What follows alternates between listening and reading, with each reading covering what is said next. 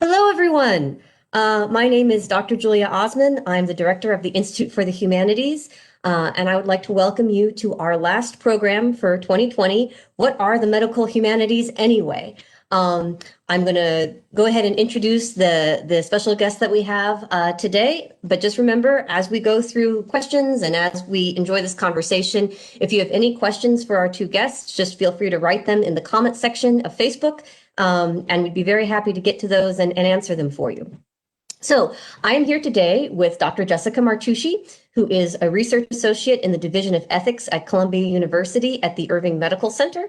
And I'm also here with Dr. Courtney Thompson, who is an assistant professor at Mississippi State University's Department of History. So welcome to both of you. Jessica, can you unpack your title for us a little bit? What exactly is the Division of Ethics and what do you do there? Sure. So I am in the Division of Ethics within the Department of Medical Humanities and Ethics in the Medical Center at Columbia University. And it's a new and growing program. So I joined the Division of Ethics just this fall, and I came on to help do research with the team that's there already. So I can talk a little bit more about my research work that I'm doing later on, or I don't know if you want me to dive into that right now, but Oh, why don't we dive into that in just a second? So it sounds like you're mostly just doing research at yeah. this center and helping build a program. hmm All right. Yeah. So Courtney, what are you doing as an assistant professor? I assume So, you're teaching. yes, so I research and teach primarily in the history of medicine here at Mississippi State University. So, generally speaking, I teach history of medicine every year. I teach an intro level course in the history of science, which does include some medicine because I'm the one who teaches it. And I also teach grad students in these topics. In addition, I'm also the committee chair who runs the Medical Humanities Certificate Program here at Mississippi State, and I'll be talking more about that later today. Okay, so if you both could tell me a little bit, you have very different professions, but you both work in the medical humanities. And Courtney, it sounds like you're talking about the history of medicine a lot. Jessica, it looks like you're working on things that are more contemporary. So, I mean, within what you do, how is what you're doing part of the medical humanities? And I mean, Courtney, you're talking about history of medicine, and I mean, like, not to sound very silly, but I mean, like, wasn't a cold like in the year 1600 also a cold like now? Or I mean, is it kind of how disease has changed that you study, or what is that? Um, well, if you really want me to go off on a tangent about the social construction of illness, we can do that. But probably, Short if tangent. anybody wants to ask about that, we can. Jessica and I can both speak to that later on if people are curious. The medical humanities is a very interdisciplinary field that brings together scholars throughout the humanities and in biomedicine to sort of bridge what's often referred to as the gap between the two cultures, science and the Mm, humanities. So we have scholars who work in history and literature, ethics, sociology, psychology, anthropology, and the arts, all coming together to provide different perspectives on medicine and the allied sciences. So for someone like me, who's a medical historian, what I'm very hmm. interested in are the sorts of questions that you just asked, right? About how we've Right. experienced disease in the past, what it was like to become a physician or what it was like to be a patient in the past, how we understood different aspects of disease, health, and the body. So, Hmm. not just sick bodies, but all kinds of bodies. And I think a really important thing is sort of getting to the experience of health and illness and the doing of medicine as aspects of the human condition. So trying to bring these lessons from the humanities into the fields of STEM and find ways to bridge them, especially in the area of medical education. And I'm sure Jessica has a slightly different take on what it is that we do. Well, No, medical education seems to flow right in. So, Jessica, can you talk a little bit more about what you're working on right now? Um, sure. I mean, Courtney did a lovely job of introducing the medical humanities, a very interdisciplinary field, and one that people have spent a lot of time just trying to define and fighting over what it is exactly. So the fact that we're having this conversation is just another, brick in that wall. I have worn very many hats in what we could call the medical humanities. So I have a background in the history and sociology of science. That's what I did my PhD in. My first book is really, I think, a history of medicine type book, which I will hold up here. Back to the breast, natural motherhood and breastfeeding in America. And so, when I worked on that project, I was looking at, why did breastfeeding come back into such style again by the end of the 20th century when it had gone into near oblivion in the mid 20th century. And so I traced, what was going on there? Why did it become popular again? Who was involved in that? So I've written about the history of medicine from that perspective, but I've also spent time in bioethics. I've done a bioethics postdoc at the University of Pennsylvania, and it was while I was there that my book came out. And so when my history of breastfeeding book kind of came out and I was in this context of bioethics, I was learning about how to sort of take what I was doing with the history of medicine and have it speak more directly to work that was going on contemporarily in the world of medicine around me. So that was sort of my first foray into more contemporary investigations and discussions, and looking at how can we take some of the lessons from the history of medicine and use them to inform and shape contemporary practices, debates, policies, things like that. So, from there, I've also done a lot of public history work and public humanities work as well. So I've done a lot of work to try to take some of the things that historians of medicine and bioethics are dealing with and trying to, turn it into something that is accessible and informative and interesting to a wider audience. So I spent several years doing a large public history project looking at the experiences of scientists who are disabled, and examining the intersections of disability and ableism and structural inequality in the educational system and norms in STEM education and achievement, and looking at all of that through some of the critical lenses of history and disability studies, and then using those lenses to try to create, museum exhibitions and digital content and, podcasts and things like that to help reach a wider audience with some of these materials. Now in my role at Columbia, I'm in a more traditional bioethics role there. So what I'm really doing there is working with teams of researchers who are in the biomedical sciences, who are doing, research, like medical and scientific research. And I'm there to kind of help them unpack some of the ethical and social implications of the work that they're doing so that they're asking the right kinds of questions and, they're following laws. Those are important. And that they're making sort of good ethical choices about the kinds of work that they're doing. So that's a very applied way to use the medical humanities, which is something I've really enjoyed.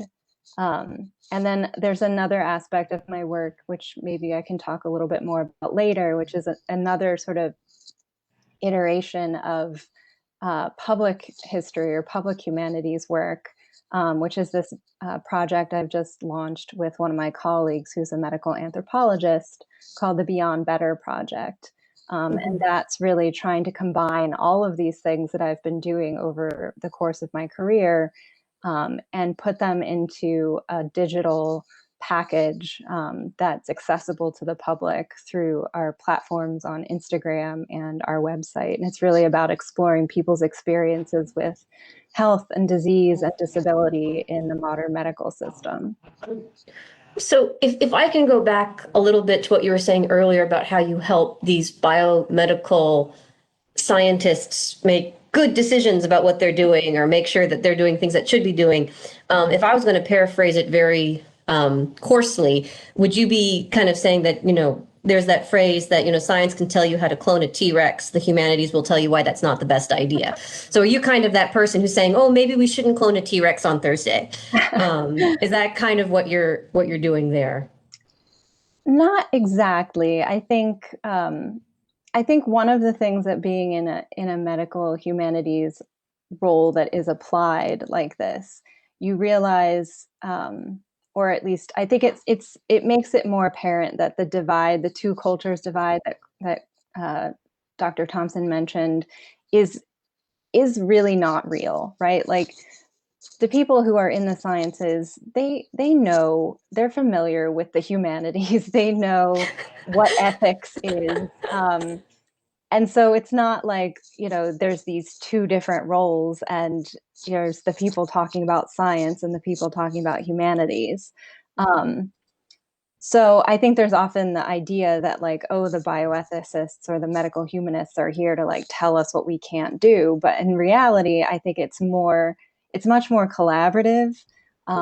It's much more about bringing two different perspectives to the same set of issues and asking slightly different questions. And in the best case scenario, having those two different perspectives kind of yield better and more relevant and more meaningful knowledge. So what I'm doing is, engaging in a lot of times in a dialogue or a conversation with researchers who know a lot about, genetics, which I know about from, when I was taking biology classes in undergrad, but that's about the extent of it. And I'm talking to them about, issues of equity and social justice and, how do we balance the rights of the privacy rights of a person, for example, who has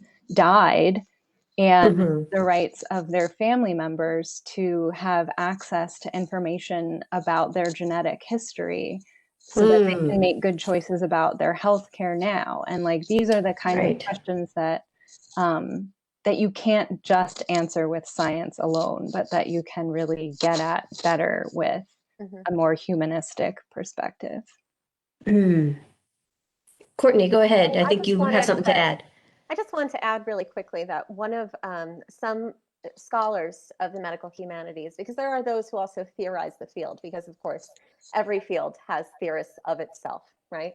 That basically, the way that the medical humanities can be seen as is on the one hand, it being additive, right? So adding the perspective of the arts and the humanities to medical fields. But a more useful way might to be thinking of it as integrated, right? Integrating these different perspectives, bringing them both to bear, and also acknowledging that, if we look at the long history of medicine and health, the body and disease, these perspectives have almost always been integrated. And even our sort of notion that they can or should be separated is a very contemporary idea, right? And one that has received a lot of pushback recently, especially within the realm of medical education, the sense that we want our health professionals in particular to not just sit at a lab bench all day, but to also think about other ways of knowing the world, of understanding the human experience, thinking about the body, health, and disease. Right. So we have a bunch of questions coming in on the comment section in Facebook, and some comments as well. And I'll just remind those of you who are listening who haven't asked your question yet, please go ahead and do so in the comments and we'll do our best to get to it. So first of all, I've got a question from Valeria Wicker, who says that she would like to hear more about STEM education practices.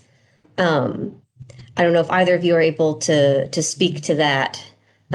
Jessica, since you work with medical people, do you have something to say?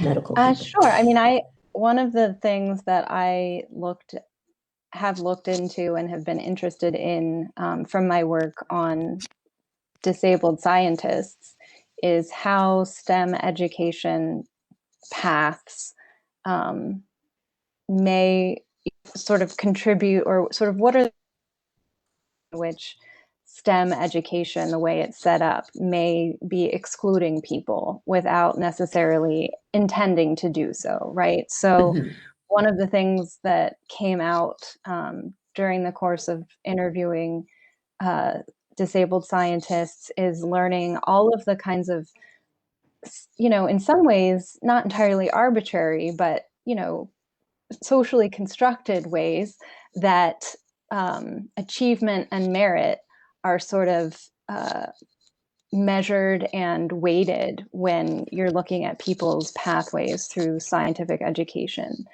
For example, the idea that you have to be a certain kind of intelligent in order to be successful as an engineer, or that you have to have a certain kind of aptitude or affinity for a certain kind of scientific knowledge in order to contribute to science. And one of the things that came out for me in that Science and Disability project is that there's actually so many ways for people to participate in science and in scientific fields that don't actually require you or demand that you were like in the top 10% of your class, right? That there's all different kinds of intelligence, that there's all different kinds of abilities, and that sort of opening that up can actually make better knowledge and better science. And so that idea of sort of unpacking what is it that we sort of promote through STEM education practices, and are those the kinds of values and skills and abilities that actually make the best scientists or the best engineers? And do we need to be thinking more broadly about who should be invited into these spaces? Right. If I could just add to that just real quickly, one of the things that's really interesting is the way that pre-meds tend to pursue their coursework before they enter med school at all, right? If you've ever worked with pre-meds, you know that they have a long list of science courses they have to take. They mostly tend to major in biochem, biology, one of the science fields. And so these days, it's very possible for someone to go into a health profession without ever taking more than maybe whatever their required history course is. So that means a lot of people entering health professions who might never have heard of Tuskegee, who might never have considered things like equity or disability, and the sorts of things that Jessica was just speaking about. One thing that we are experiencing right now, that we are in the middle in, is a revisioning of what we want our medical practitioners to, what sort of skill sets we want them to have. And just 5 years ago in 2015, the MCAT was actually substantially revised. And it included more humanities and social science content, with more of a premium placed on the ability to think through not just chemistry or biology, but also things like humanities and social science skills. And so a lot of medical humanities programs are responding to exactly this set of concerns, this interest in sort of thinking through, do we want our doctors to have never taken a history class? Do we want our doctors to have never taken an ethics class? Do we want them to be familiar with some of these landmarks of the history of medicine or medicine and literature? And every year I find it very curious what things my mostly pre-med students have never heard of that I think they probably should hear about. And these are things we actually discuss a lot in class. Should medical students have to study Tuskegee, for example, or universal design and the disability activism movement? And I think that these, right now in the world that we're living in with COVID, we're seeing how very valuable it is to take lessons from the past, lessons about equity and ethics from other areas of the humanities study, social science study. So I'm getting a lot of questions on Facebook asking both of you to talk about more in depth about your projects right now. Courtney, would you like to talk about Dr. Holder and why? I mean, we have been kind of talking about the contemporary medical fields at this point, but you look kind of farther in the past. So can you talk about that a little bit and why we should care about a 19th century physician? I do. And I should actually mention that I have two current projects I'm working on. One is the Holder project, which I'm going to tell you guys a bit about, but I'm also collaborating right now with a physician and a a health policy official in writing a collaborative book about present day healthcare. So I am also very interested in some of these modern day concerns, we should say. It's a very interdisciplinary project. So my big research project that I'm working on now, which is going to be a new book, is starting with a single person. His name was Andrew Bolzholder, and he was a physician in late 19th century America. He practiced both here in the South in Mississippi and in Tennessee, and then he also practiced on indigenous reservations in the West, in Montana, the Crow Reservation. And I'm not writing a biography about Holder. And in fact, Holder, while he's an interesting guy, he's not the full story. Instead, what I'm doing is I'm using Holder to think about the ways in which medicine came to know people, and especially came to think about things like the emotional experience of seeking care and how different aspects of identity affected how different people seek care. So looking at somebody like Holder, and he's just the starting point, I'm going to look at a lot of other physicians from the same time period and how these mostly white male physicians worked with, for example, patients of color. He worked with a lot of Black patients here in the South. He worked with indigenous people on reservations, women, children. He also worked with Two-Spirit individuals on indigenous reservations. How did these various identity categories affect how Holder saw his patients? How he treated them, whether he was sympathetic towards them, what kinds of emotions he felt when he was in that room with them. And this is a project that's, very close to my own heart, this idea about emotion, identity sort of intersecting and really shaping healthcare.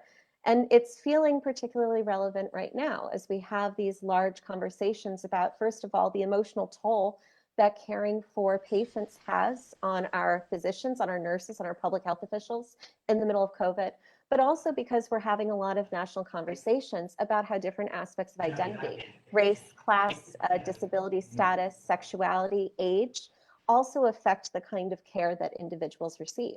So I'm sort of hoping that the story I'm telling about this guy in the past and many of his contemporaries will also help us to think critically about how emotion is employed in the doctor-patient relationship and how different levels of especially sympathy can both shape how that relationship plays out and then what kinds of health outcomes people of different identities experience.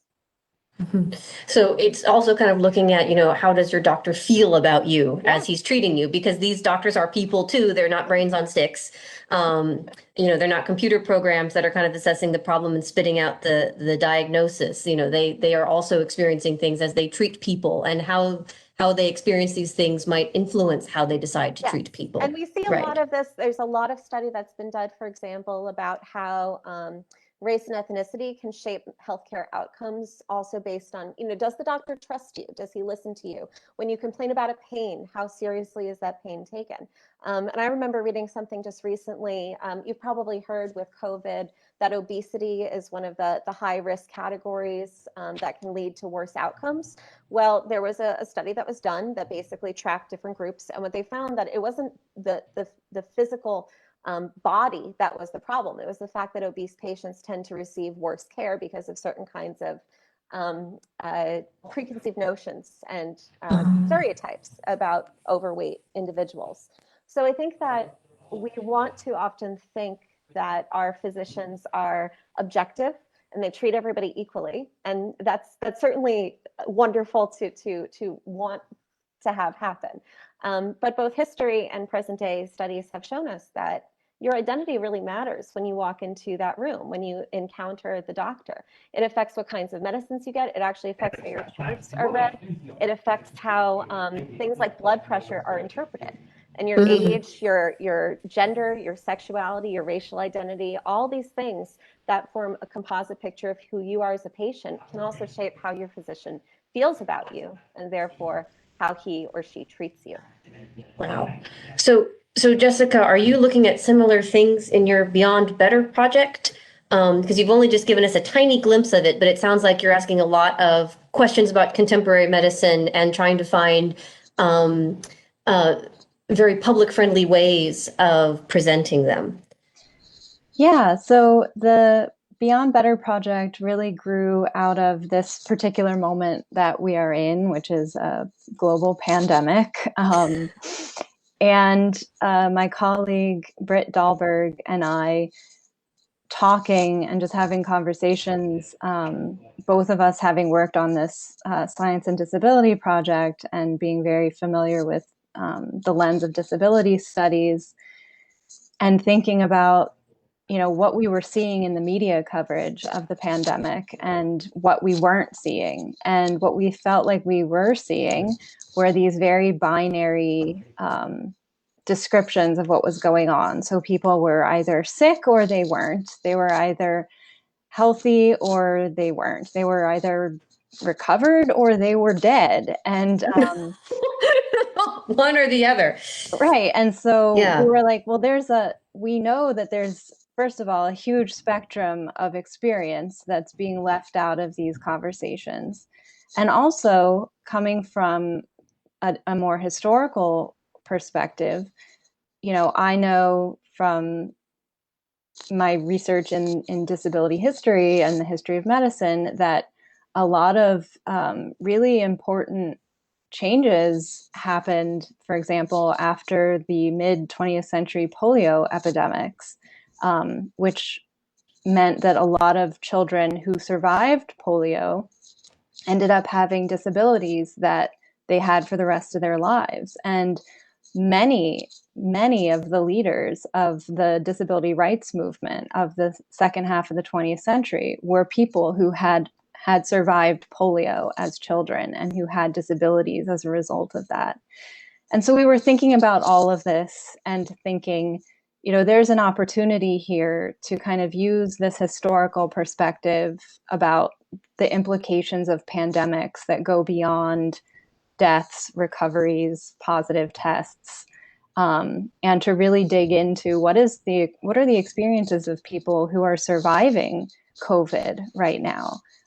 If you follow any kind of discussions on Twitter these days, there's a lot of people out there who are already forming patient and survivor communities online, expressing that they have long-term disabilities now or long-term chronic illnesses as a result of encountering COVID.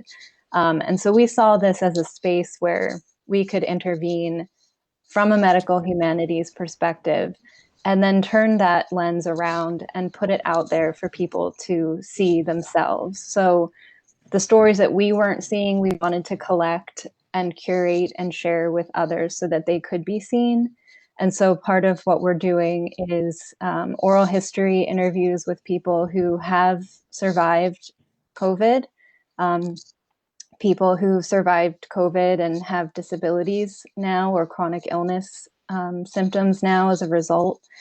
And we're also going to be working with disabled artists to excerpt pieces of those oral history narratives that we're collecting and to illustrate them and to create visually appealing art out of these stories. And then we're going to curate all of this and we're going to be sharing it on our Instagram platform as well as on our website.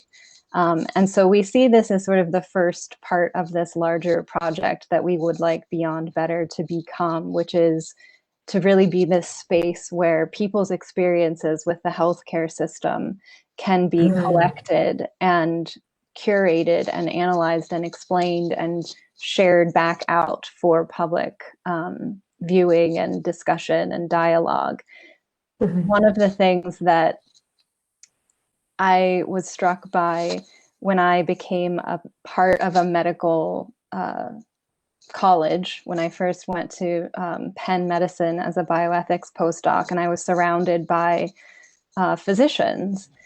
It's really eye-opening to see the kinds of discussions and worldview that is happening inside medical schools, medical centers.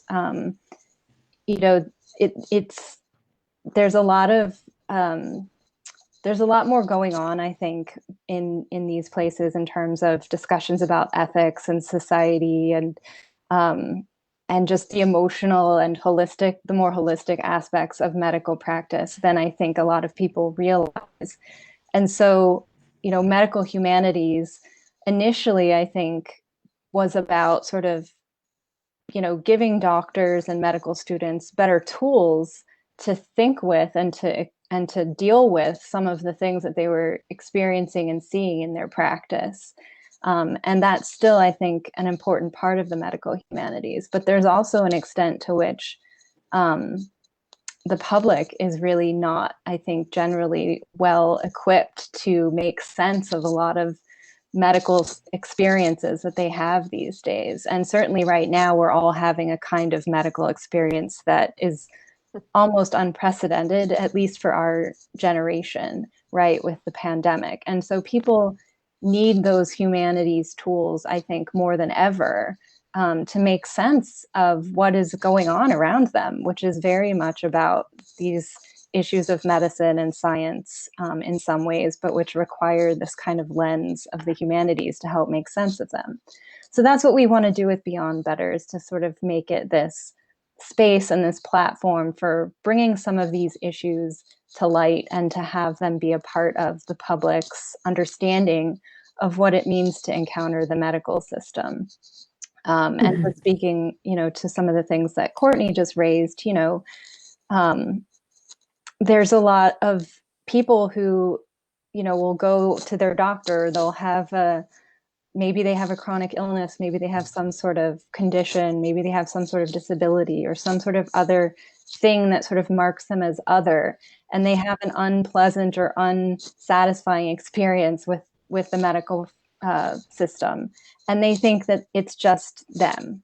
They think it's just something they've experienced. And so I think that the more we can sort of collect these stories and curate them and put them back out for people to see and engage with, the less likely they are to see it as a one-off and to instead see it as like, oh, maybe this happened because, because I'm seen as overweight, and so the doctor's not listening to me. Or maybe it's because, they're not listening to they don't believe the kind of pain that I'm explaining to them that I'm in. And that there are sort of precedents or mass experiences that they can sort of draw from in order to respond to that and to demand better. So I think, there's a lot of conversation out there all of the time about scientific literacy and increasing the public's understanding of science. And I think that that's really important. Certainly that's important right now when we're trying to convince people to wear masks and to accept vaccines when they become available. But then there's also the humanistic aspect of it. People need to have medical humanities literacy as well in order to understand why it is things are the way they are and why they are experiencing healthcare the way they are. And then maybe to be able to ask for better. So the idea is that then hopefully not only would people feel encouraged that, oh, it's not just me, or it wasn't something I did wrong, that, there's other people who have had similar medical experiences, but hopefully it will help physicians consider things perhaps more carefully, or perhaps it would alert the medical world that, to reconsider maybe some practices and things that they are doing as well. Because it sounds like what you're saying is that even if some people have access to healthcare, they don't really have access to treatment in some ways. Yeah, and I think that there's a lot of language out there that you will encounter, if you ever make the mistake of Googling like any symptom you've ever had, you fall down this rabbit hole, and everything is telling you that you need to be your own advocate. But what does that actually mean, and how do you actually do that? And I think that getting information, not just scientific information, but information about how are you going to be received when you walk into the doctor's office? How are you going to have to present this information about your symptoms and your experiences in order to, make sure that the doctors and nurses hear you and respond the way you need them to? And so I think, there's an empowering aspect to this that more medical humanities education can really help people, I think, navigate and challenge and demand better from the healthcare system. So perhaps the bridge that we're building with medical humanities isn't between the sciences and the humanities, it's between patients and practitioners, giving them tools to communicate and to share, um, across a pretty wide gulf sometimes. Yeah. Yeah, no, I think that's a great way to put it. Yeah, something I've reflected on often as an historian is, how trained we are to think in a certain way, even to the extent where I can go to a talk in a similar humanities field, and I'm like, I don't know what they're talking about, because I've been trained to think along certain guidelines. So I see how you're trying to kind of help communication happen across both ways. So we're getting a lot of questions, kind of asking about, more specifically about disciplines within the humanities for the medical humanities, and how this communication happens, not just between patients and physicians, but also between people in the humanities, people in the medical fields. And I'll just kind of give you two of them and see what you want to chomp on there. So I have a question here from a philosopher at Mississippi State University, and he says, it's long, I'll read it. He says, philosophy does not begin or end with ethics. A number of philosophers of science are on the faculty, also at medical centers, although in neurobiology departments or in other basic sciences, not in medical humanities programs or departments. So getting at a lot of categorization here. Yet we identify as philosophers, not as scientists, because we're contributing a broader perspective on scientific practice that we hope continue to basic science investigations. It's important to point out this very different kind of contributions that philosophers are making. So it kind of sounds like, there are people who are contributing to the medical humanities, but still see themselves primarily in their one humanities discipline. And I'm also at the same time getting in a question here that says, how can, since medical humanities work is very cross-disciplinary, how can we convince non-medical academic departments to take us seriously?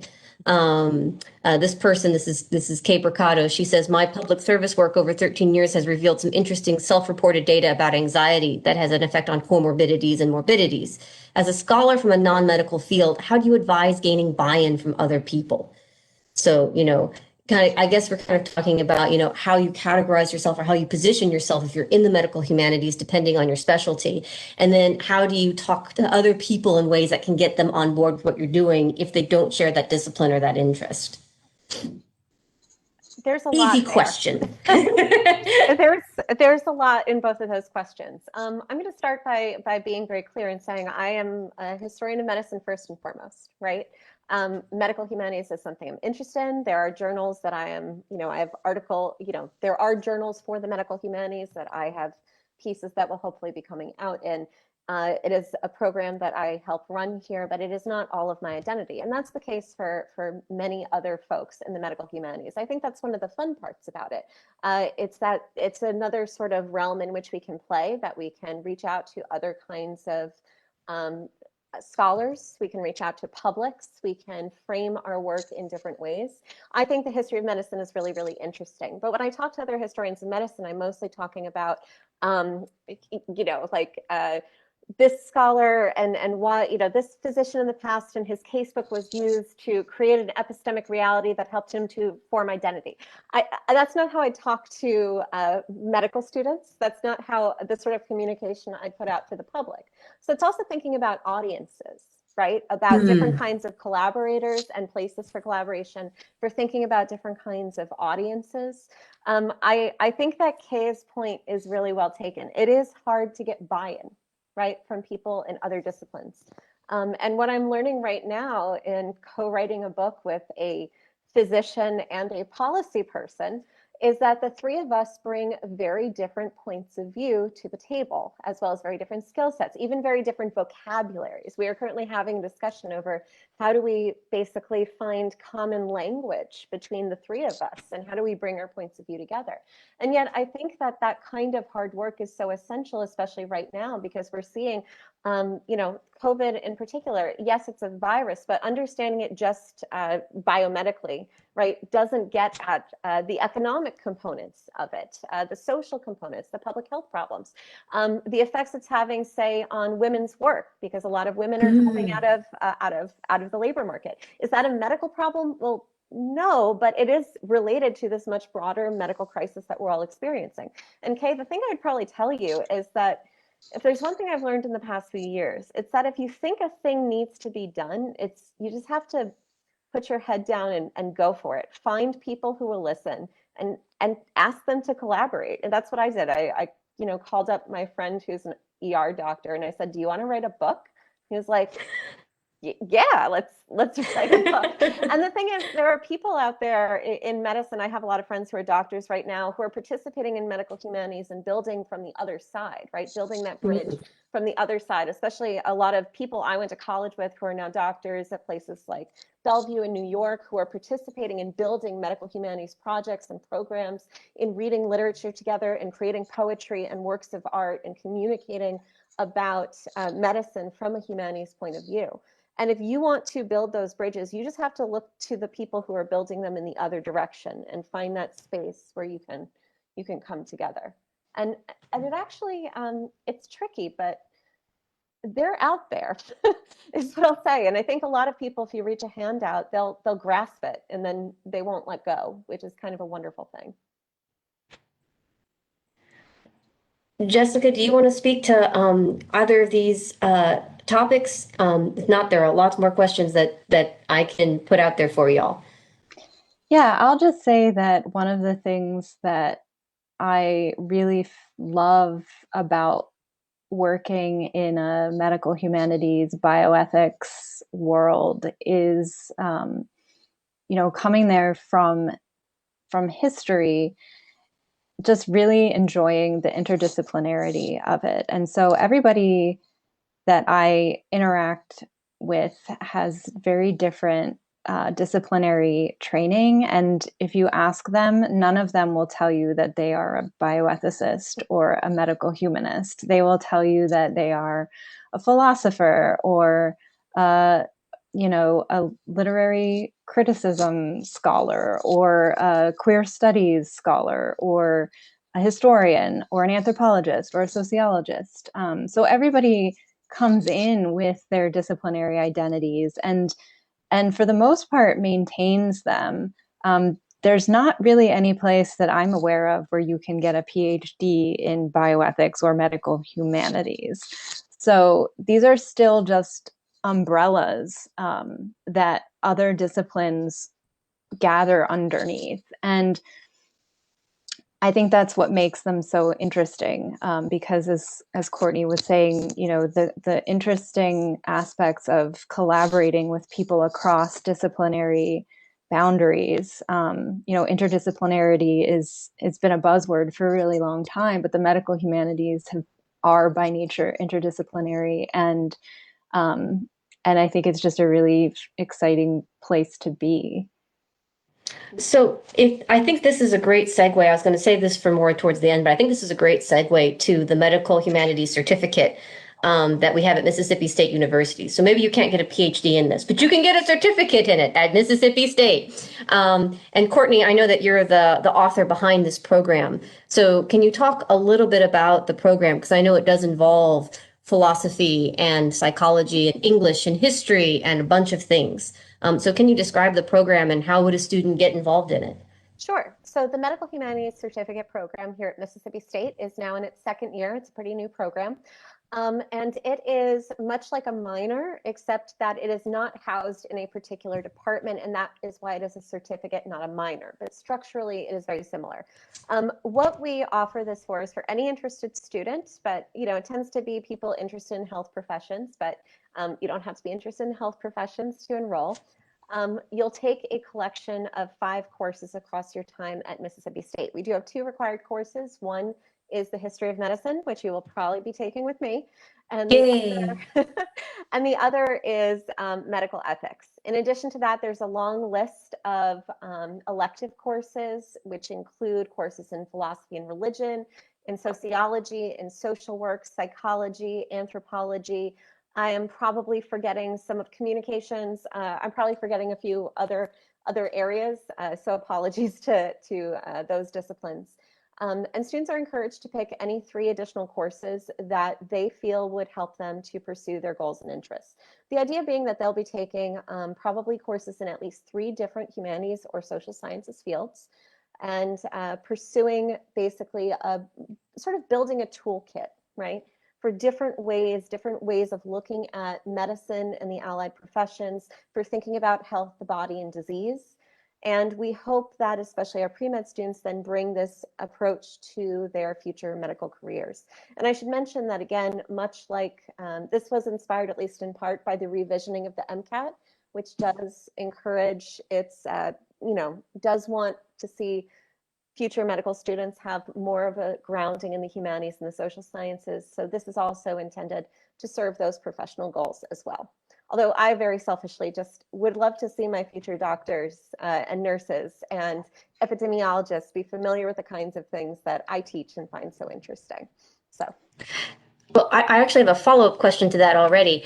This is a question from Timothy Kircher about the certificate program. And he says, what were the practical requirements or efforts or challenges in creating this certificate program?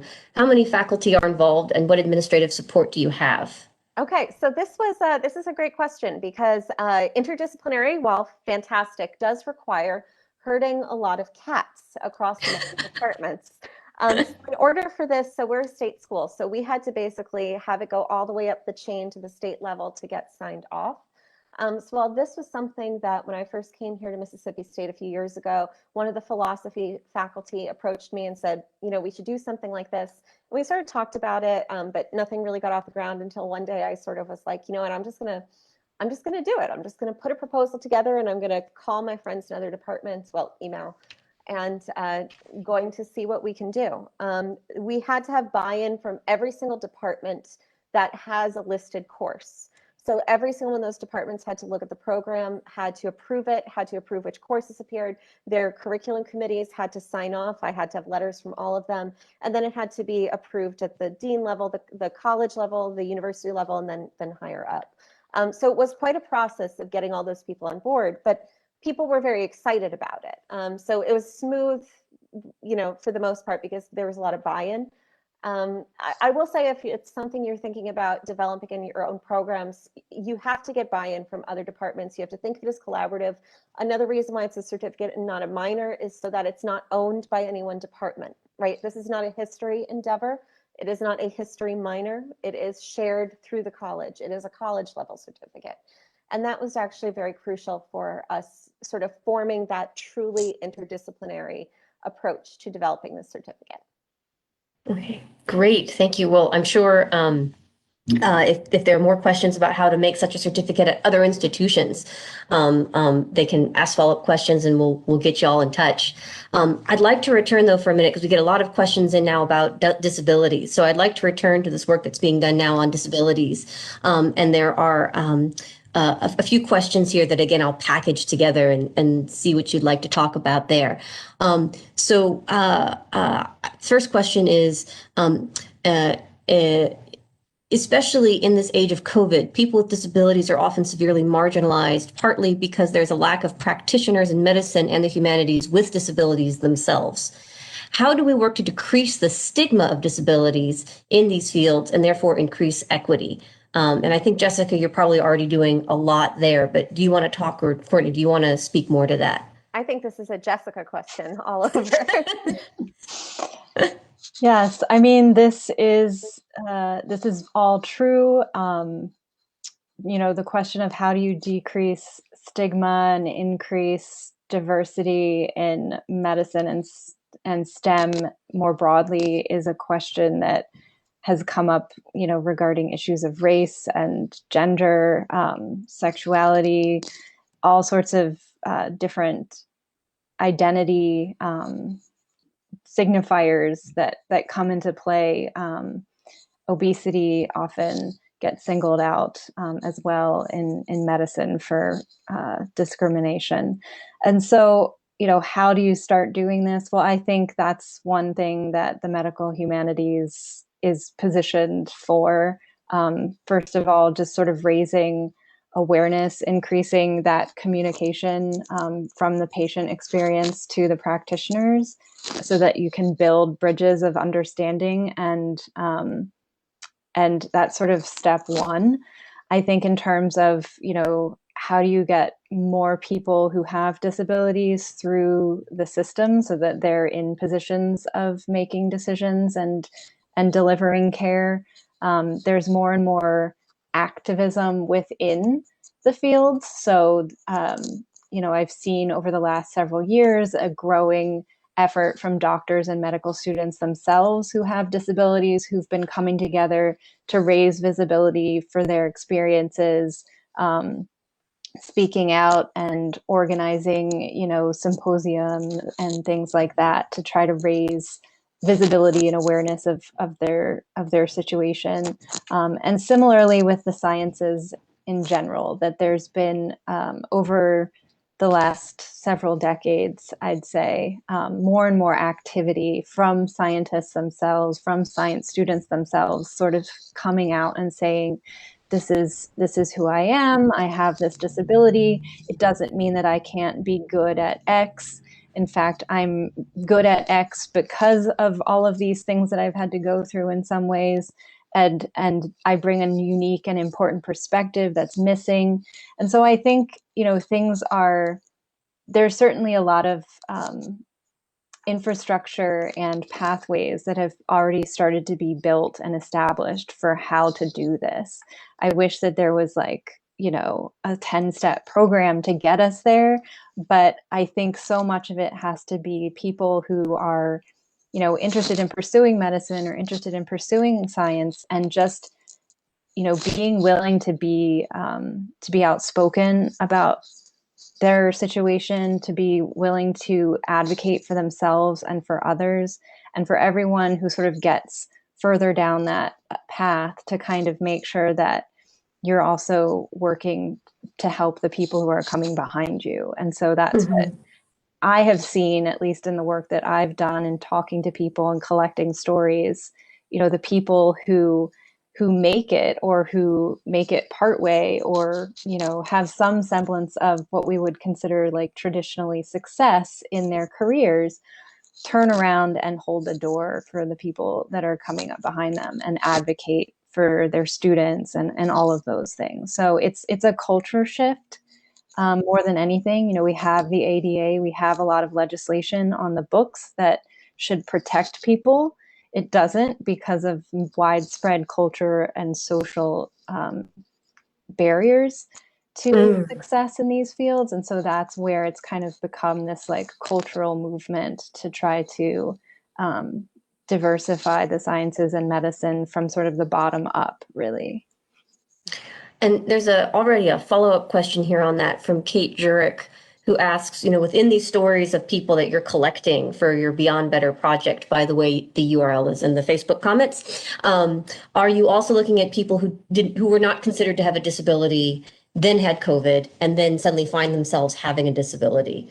Or find themselves having additional disabilities? That was sort of we want to collect stories from people from both of those kinds of experiences, but certainly one of the inspirations for doing this was a Twitter thread that I came across, where a very well-known on Twitter disability advocate had this sort of like welcome to the disability community statement to all of the new members of the disability community as a result of COVID. And so sort of looking at those experiences and gauging, people's responses, which I'm sure will be all over the map in terms of how they're adjusting to their membership in a new community that's sort of standing there opening with their arms open, like waiting to sort of help explain and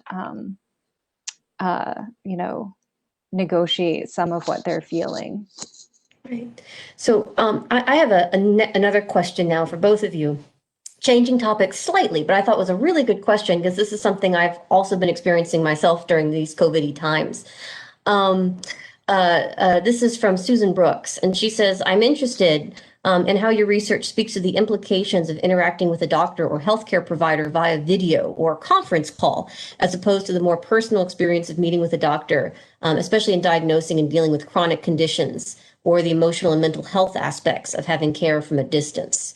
So this is something that is a fascinating question and something that I think a lot of us are experiencing. So for either of you, does your research speak to this moment right now? I can't say that my research speaks to telemedicine, but just on a personal note, I will say that I think I've had better communication with my doctors since I've had to go to telemedicine because there's something sort of equalizing about both of you being on the side of us on different sides of the same screen. But that's neither here nor there. Yeah. I Yeah. can't really speak to it, unfortunately, but it's something I'll have to ask my physician friends about what they think. Yeah, well, I don't know. This makes me want to jump in and talk about having like Institute for the Humanities events via distance instead of actually getting to be all in the same room together and then go get lunch. But that's not quite what they were asking about. I have another question for both of you that we've been getting in various forms multiple times over the course of this conversation. And that is, what is it like to be someone in the medical humanities during a massive pandemic like this? I mean, Courtney, your eyes just got big. Yeah. And I know that we talked to you about this a little bit before back in May, and we're still in the pandemic now. But is this an exciting time? Oh my goodness, like the medical humanities is now very, very in front and center. Are you more frightened than maybe the most of us because you can kind of, read the tea leaves, so to speak? What's your experience of being a medical humanist in this time of pandemic? There are so many things I could say. There's this old saying that there's this curse, may you live in interesting times, and I keep thinking that the historian's version or the researcher's version is may you live in a moment relevant to your research interests, because I don't want to live in the things that I study. I don't want to re-experience them at all, if at all possible. What I found to be very interesting is a few things. First of all, I feel like my paranoia is quite intense. And even back, I've barely left my house since March. And this is something that not everybody quite not all of my friends or family necessarily understand some of the choices I'm making, but I look at the lessons of the past, especially Jessica used the word unprecedented or precedented earlier and said, this almost unprecedented moment. And one of the things that's so fascinating is how quick the public was to latch on to this notion that we were living through these unprecedented times. When, of course, any medical historian could tell you that we're not. We have lived through many, many kinds of epidemics. Almost every aspect of what we are experiencing, or many aspects of what we are experiencing, there are antecedents in the past. There are lots of connections we can make to the past. We just don't value teaching that kind of history. In schools, we don't value teaching that kind of history or memorializing that kind of history as a culture. If you look at something like, there's tons of war memorials for World War I, right, or World War II. Where are the memorials for the people who died during the influenza pandemic of 1918? Far more people died of influenza in the United States during 1918 to 1920 than died in World War I. So why do we memorialize and why do we teach one of those things as part of our national history and not disease history and not the history of health and healthcare? It has been this semester I taught history of medicine, and I found it to be a quite interesting experience because everything always came back to COVID. The students were constantly making connections between the events of the past, sometimes of the very far distant past, to what they experienced in their day-to-day lives and what they saw in the news, what they saw walking around on campus, the conversations they had with family. And I've also learned, and this gets back to that question of communication, that students now have a pretty wide understanding of the vocabulary of medicine. A year ago, most students had never heard of, or most of the public probably wouldn't have thought too much or even necessarily know terms like PPE or asymptomatic carrier. And now these aren't things that I have to explain to students or for that matter, to friends and family. So on the one hand, it's exciting for your work to be relevant for once. But on the other hand, it's very depressing because I look at many of the kinds of lessons we might have learned or the connections we might have drawn, and see that this very much, I think, represents the low value that we place in the United States on medical history and history of health and illness as part of our national history, on science and public health communication. I could go on, but I should probably let Jessica say something, because obviously I've been thinking about this for ages now. Yeah, I mean, a lot of what Courtney has said resonates as well. We've been very, very much locked down since March. I think that having this kind of knowledge of medical humanities, medical history in particular, made us take it more seriously, maybe right from the start, and has continued to take it very seriously. And that can sometimes be very isolating when you're a historian of medicine in a regular suburban neighborhood, for example. Having battles about whether schools should be reopened or not. And, we've had to be sort of outsiders in a lot of those conversations. And so it's been difficult from a personal perspective. And then from a professional standpoint, I would say, I felt very much a responsibility to sort of use my expertise and my training in this moment to try to, inform public conversation, inform the public discourse around COVID.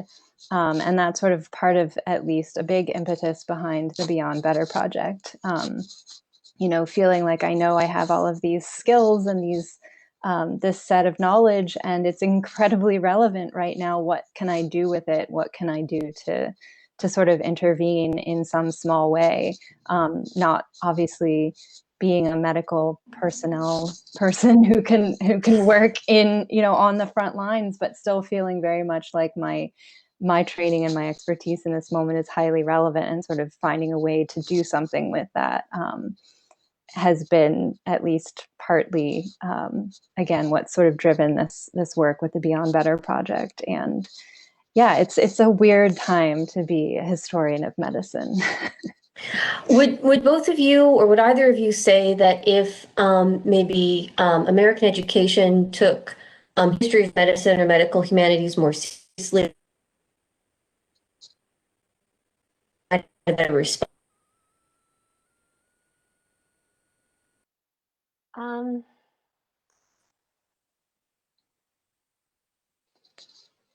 Did I freeze? You froze. Yeah. Oh, I'm sorry. Okay, I'll rephrase the question. And we're coming to time, so I'll end here. There are a few more questions left in the chat, and we'll deal with those individually once the conversation has closed. But I was just going to ask, based on what both of you have just said, if do you think that if the medical humanities was taught in schools more, or if the history of disease was a more evident part of our national memory, or the large narratives that we like to follow, do you think that the United States might have had a better response to the pandemic, or that we might be in a better place than we are now? I mean, I think it's not going out on too much of a limb to say yes. I can say there was a St. Patrick's Day parade that was supposed to happen in Philadelphia right around the time that the pandemic was coming out, and people were really starting to pay attention to it, and right sort of as things were going into lockdown. And there had also just been an exhibit in Philadelphia, a rather large exhibit, around the anniversary of the influenza pandemic of 1917, 1918, where there had also been a parade in Philadelphia that the city allowed to happen during an influenza pandemic. And then like thousands and thousands and thousands more people got sick and died. And so then there was this like, the city was like, well, we're going to have this St. Patrick's Day parade anyway. It'll be fine. And everyone was like, but history. And actually did cancel it. So that, I think, just goes to show that when you pay attention to the history of medicine, you can actually make better choices. Mm-hmm. And I think that more than just a knowledge of the history, we also have to think about nuance with regard to that knowledge. One question I ask my students a lot in my history of medicine class is cui bono, right? Who benefits from a particular innovation, development, change? Because we love history when it's all about winners, about great men, about people we can put on a pedestal, about fathers of, right? And so a lot of the history, what little history there is that's shared more broadly about the history of science and medicine, focuses on people like Jonas Salk and his polio vaccine, but it neglects the hundreds of people who contributed towards making it, including the Black woman whose cells, Henrietta Lacks, were used to develop the polio line, the vaccine. And it also neglects the failures, right? The failures of the Cutter incident, where a very large batch, several 100,000 doses of the early vaccine were put into production with live virus, which actually led to a polio outbreak and a number of deaths and further disability. So when we try to teach this very simplified story of let's just throw in a few important doctors and discoveries and call it good, and we did some medical history, we have to ask ourselves not just cui bono, who benefits, but also the flip side, who suffers, right? So I think that it's really essential for us to think not just about how do we sprinkle a little bit of medicine into what we know about our nation's history and our present day experiences and culture, but I think actually the thing that the medical humanities should give us is not just a sense of winners and losers in history, but a really nuanced interdisciplinary understanding of what these things mean, right? And how were they experienced? The influence of 1918, right? What was it like to be stuck in your house all day without Netflix and the internet, right? Oh, no. Which is something that my students were really, we found how to make your own mask articles in newspapers.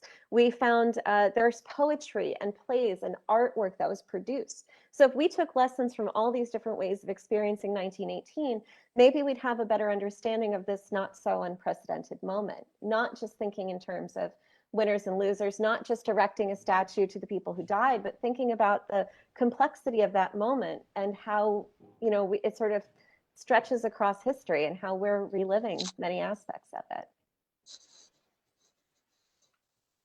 Wow. I think that would be a great note to end on, and another great reason for people to seek out ways to learn more about the medical humanities.